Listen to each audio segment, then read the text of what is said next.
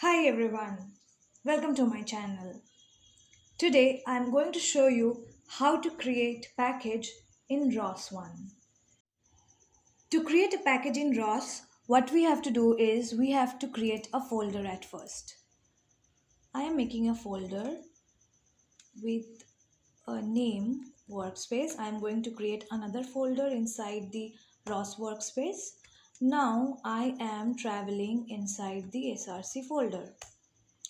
Okay, once I am inside the SRC folder, the next step I have to do is I have to initiate the catkin workspace.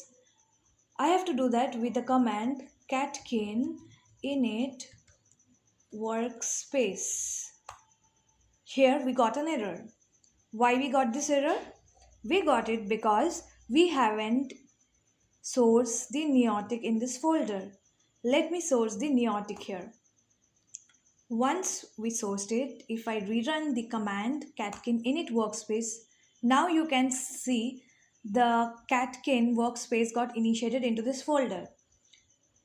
Now we can create our package, that is catkin create pkg. Give any package name. I am giving the package name of nav and I am specifying rospy because I am using Python.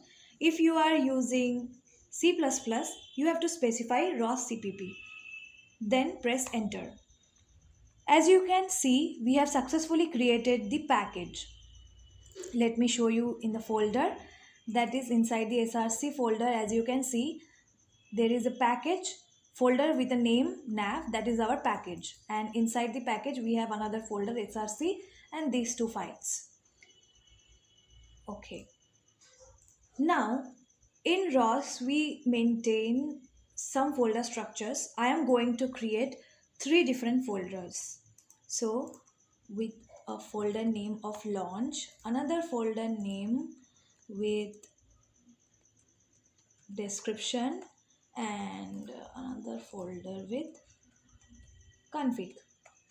Let me explain you the use of this folder. I am starting with the SRC folder. This folder contains the source code for ROS nodes and libraries developed within the package. Okay.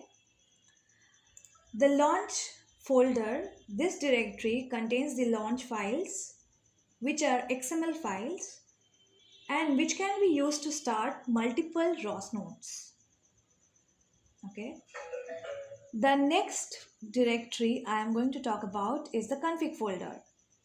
This folder, it stores the configuration files used by the nodes within the package.